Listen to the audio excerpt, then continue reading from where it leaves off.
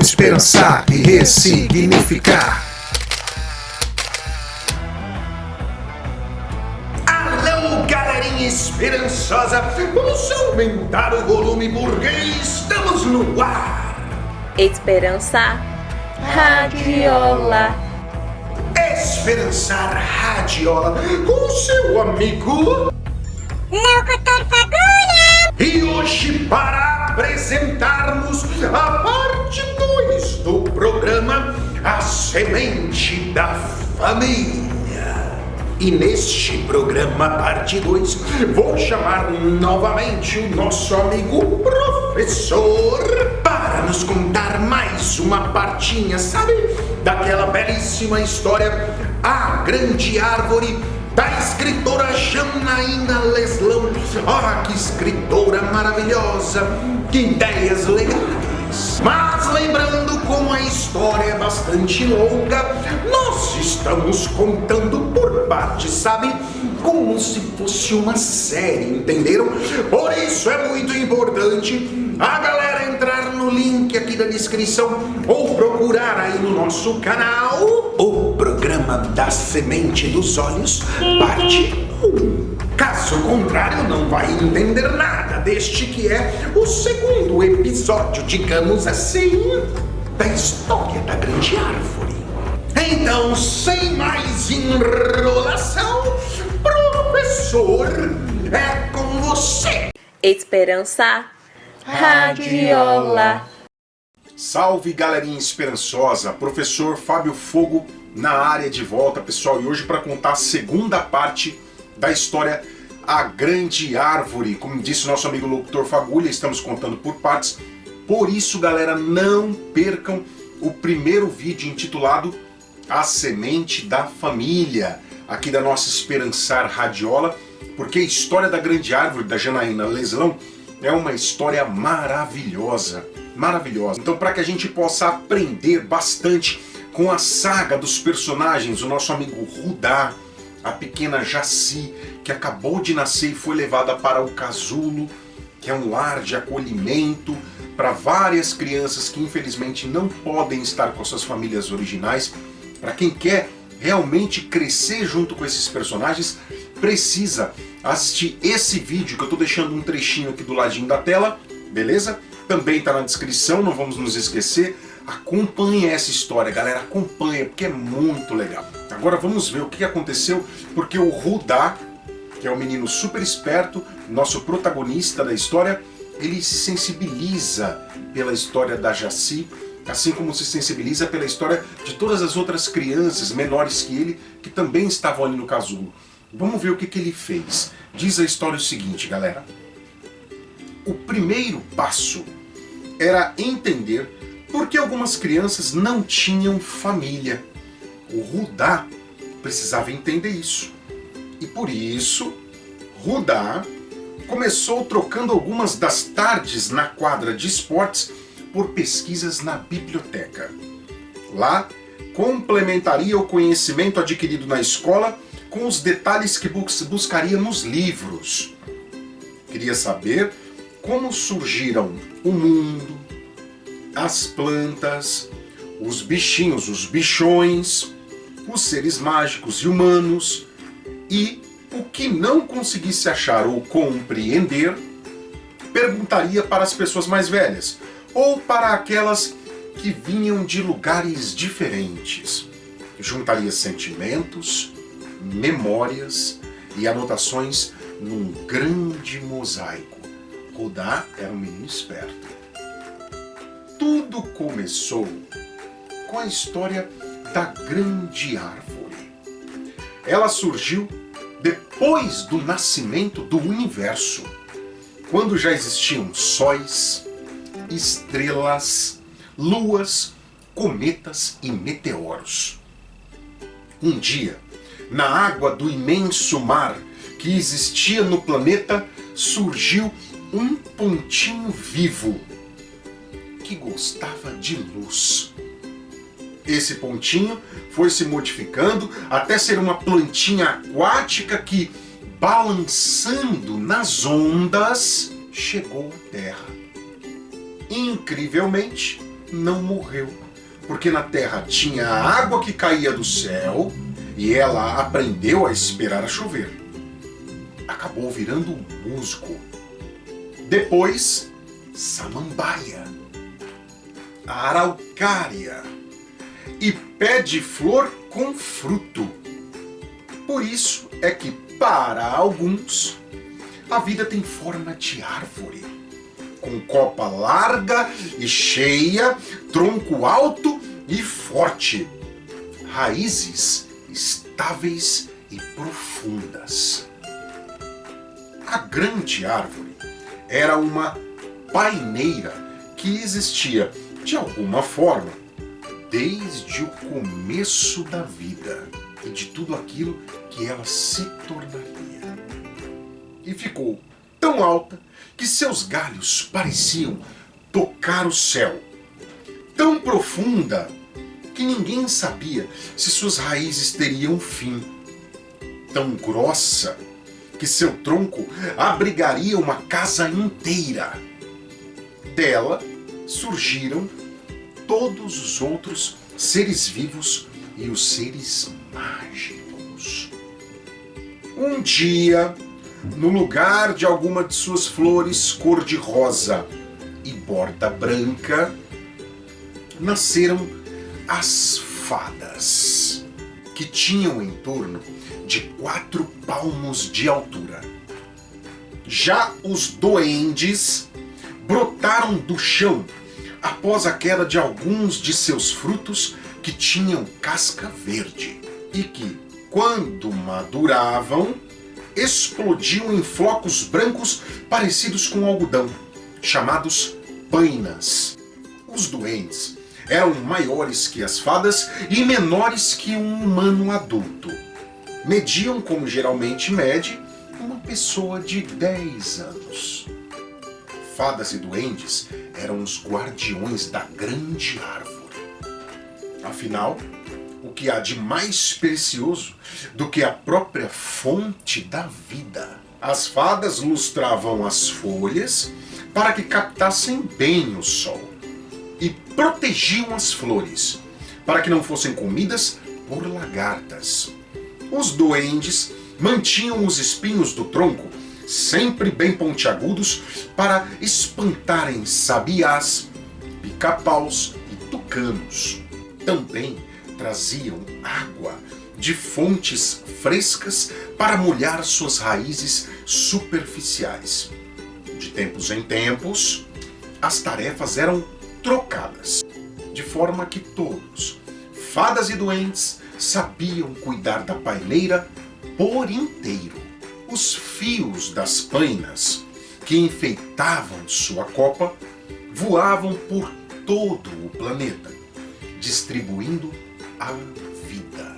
Acontecia assim: quando o fio da árvore tocava uma pessoa, uma planta ou um animal, certamente estaria a caminho um bebê humano, um broto de planta ou um filhote de bicho. Por isso é que as pessoas tinham sentimentos diversos sobre os pequenos viajantes dos ares. Quem desejava filhos fazia questão de deixar todas as portas e janelas abertas para a visita dos fios soprados pelo vento. Já quem não os queria mantinha a casa trancada ao menor sinal de movimentação do ar. E tudo ia muito bem. Bebês nasciam nas famílias que os desejavam e nenhuma criança era gerada onde não era esperada. Abaixo da grande árvore havia um vale e nele uma vila. Lá viviam os camponeses que plantavam, colhiam, teciam, pastoreavam, cozinhavam, faziam os serviços domésticos, cuidavam de seus queridos e também trabalhavam no castelo do rei. Ele morava sozinho em seu castelo. Não tinha amigos nem animais de estimação. Convivia apenas com o amargor de seu próprio coração e com os trabalhadores. Alguns o serviam por admiração à sua maldade, pois eram maus também. Mas a maioria era explorada e não concordava com seus atos, como proibir jardins e pomares no vilarejo, por exemplo. Todas as manhãs, ele se dirigia à janela do quarto para olhar o vale e suas minúsculas casas, reclamar da luz do sol que invadia seus aposentos, exigir que os vidros permanecessem fechados para evitar a brisa, ordenar a sobreposição das cortinas para manter a escuridão e praguejar contra a grande árvore que ficava na montanha mais alta. Como rei, gostaria que tudo e todos ficassem abaixo dos seus olhos. Pensava ser um absurdo ter que levantar a cabeça para olhar o que quer que fosse. Pensava que seu castelo é que deveria estar no topo. Desconhecia o que era amor. Preferia ser temido. Não gostava de compartilhar, prezava que lhe servissem.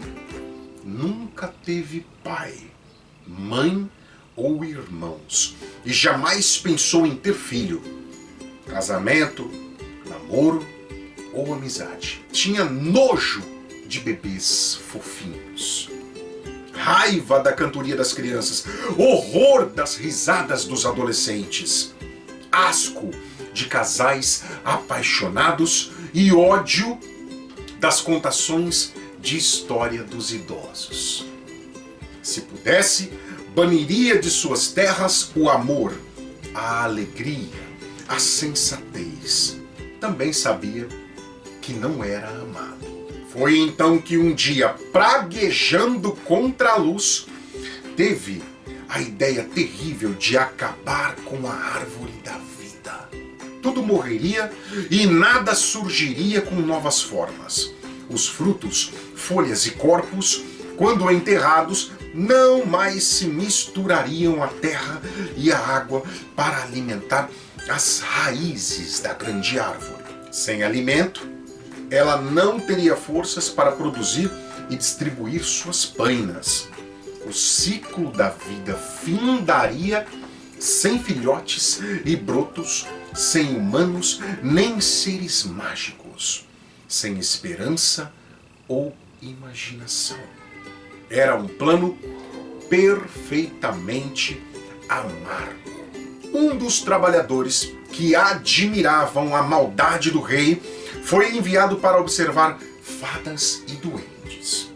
Ele deveria descobrir quais desses guardiões poderiam ajudar a matar a paineira, não importando se essa ajuda viria pelo medo que o rei causava ou pela insatisfação dos próprios seres mágicos. O trabalhador do castelo reparou que Ibá, chefe dos duendes, ficava resmungando sobre ter que cuidar da grande árvore. Ao final do dia, entregou uma convocação para que ele se apresentasse ao rei, com mais 4 duendes à sua escolha. Reforçou que esse comparecimento era sigiloso, ou seja, que não poderia falar para ninguém sob pena de prisão. Como não poderia deixar de fazer, no outro dia, Ibá e os 4 escolhidos rumaram para o castelo, ao final do expediente. Sem falar nada para os outros seres mágicos, lá foram convencidos pelo rei que o melhor era encerrar o ciclo da vida. O monarca argumentou que se a grande árvore deixasse de existir, fadas, duendes poderiam descansar dos cuidados que prestavam desde sempre. Que isso era o melhor a ser feito para o bem de todos. E, no entanto, se os duendes se negassem a colaborar com o plano maléfico, o rei garantiu que coisas muito piores poderiam acontecer. Sendo assim, no dia anterior, à troca de tarefas entre os guardiões, Ibá conversou com Celsi, a líder das fadas, sobre a possibilidade de todos os seres mágicos tirarem um dia de folga. Propôs que, na manhã seguinte, 5 duendes guardassem a grande árvore, enquanto todos os outros seres se dedicariam ao lazer. Na próxima troca de funções, aqueles 5 folgariam e os outros cuidariam da paineira, e assim sucessivamente, fazendo um rodízio. A ideia pareceu razoável para Celsi. Na verdade, ela achou boa demais. Desta forma, haveria uma frequência de trabalho e descanso. Logo nos primeiros raios de sol do dia do revezamento, fadas e duendes saíram felizes para um piquenique na praia. Já os duendes insatisfeitos sabiam que, arrancando a casca da planta de um lado a outro, a matariam. E era exatamente isso que planejavam fazer. Como a árvore era enorme, o trabalho seria árduo, mas, até o final da tarde, conseguiriam esculpir um anel largo que desse a volta em todo o tronco, impedindo que o alimento que as folhas fabricam com a luz do sol chegasse às raízes. E, sem esse alimento, as próprias raízes morreriam e a planta, como um todo, sucumbiria. A fada Celsi aproveitava o raro momento de lazer e brincava, ao meio-dia, com as conchas na areia. Ao colocar uma delas na orelha, para ouvir o barulho do mar, o vento lhe trouxe um ruído parecido com um gemido de dor. Imediatamente, começou a buscar quem, dentre a turma do passeio, precisava de ajuda. Não era ninguém. Aflita, afastou-se da orla da praia para não ter interferência do barulho das ondas. E colocando a concha na orelha, novamente distinguiu o barulho das folhas se movendo, produzindo um som de choro. Concentrou-se para escutar melhor o que ouvia e pôde sentir. O lamento, trazido pelo vento, era o da grande árvore. A fada não sabia explicar exatamente o porquê, mas, convicta de algo muito errado estava acontecendo, persuadiu toda a turma a voltar imediatamente para a paineira. Logo, juntaram seus pertences e partiram montanha acima. Para irem mais rápido, os duendes seguraram nos pés das fadas, que bateram as asas o mais veloz que podiam. O deslocamento do grupo contou com o vento favorável, que parecia entender a urgência daquele retorno. De longe, os duendes insatisfeitos avistaram os outros seres mágicos se aproximando. A retirada da casca em forma de anel não estava concluída, mas era impossível continuar com o plano. Saíram em disparada, levando consigo as cascas já arrancadas. Quando chegaram ao castelo, esperavam reconhecimento, mas, tirano que era, o rei colocou os duendes no calabouço por não terminarem de fazer o anel ao redor da árvore que continuaria viva. Celsi sentia-se traída por seu companheiro de trabalho e doida pelo sofrimento da árvore da vida, mas, passado o desolamento inicial, liderou fadas e duendes na recuperação da paineira, organizando-os em turnos de cuidados e vigílias mais intensos. Muito empenhados em reduzir os danos causados, os seres mágicos se dispunham a fazer cada vez mais, até que por alguns meses perceberam que a grande árvore ainda conseguia produzir vainas. Anos se passaram e o rei cruel morreu. Os duendes insatisfeitos foram libertos e não foram mais vistos. Ninguém assumiu o trono de Enseada. Tudo parecia estar bem. Até que surgiram notícias de que alguns fios de paina estavam chegando a lugares que não eram desejados, enquanto outros não visitavam as pessoas que os esperavam ansiosamente. Essa dificuldade parecia ter atingido mais aos seres humanos. Bichos pouco estranhavam seus filhotes e o brotar das plantas seguia sem problemas. Depois de estudos intensos, os seres mágicos concluíram que o engano na formação das famílias humanas tinha relação com as partes das cascas retiradas e agora perdidas. E foi assim que, não sabendo como recolocar os fios na direção correta, Zeus criou o casulo.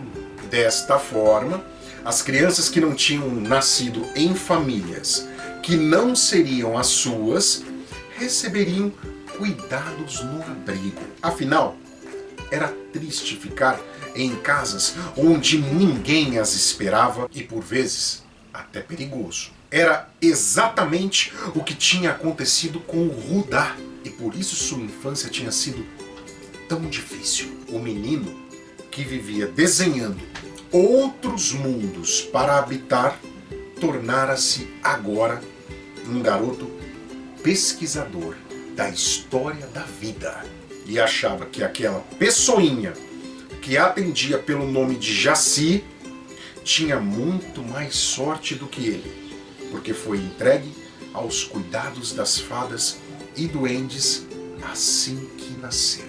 E por aqui, galera, a gente dá um tempinho, encerra essa segunda parte, observando que história interessante e fantástica que o Rudá descobriu nas suas pesquisas. Fiquem atentos, não vamos perder a terceira parte da história que em breve vem, beleza? Acompanhem, como eu já falei, lá a primeira parte para não perder nenhum detalhe desta narrativa maravilhosa e logo a gente descobre o que aconteceu com o Rudá, com a Jaci, com a grande árvore da vida e todas as suas criaturas mágicas. Valeu, galera, muito obrigado e até a próxima. Nossa, galera, essa história está ficando cada vez mais interessante. E agora já apareceram fadas, duendes, barcos, capitãs. Sabe, toda essa coisa meio mágica, que legal! Até um rei maldoso e perigoso, gente. Está parecendo história de contos de fada mesmo, não é não? Mas eu não vou comentar nada aqui com vocês, sabe? Justamente para não dar spoilers. Vamos deixar para refletir o que há por trás desta grande família das meninas e dos meninos do casulo ao final da nossa série. Por enquanto, então, vamos ampliando nosso conceito, nossa ideia de família. E eu, o seu amigo, Locutor Fagulha, sem mais delongas, foi! Vamos pensar e ressignificar.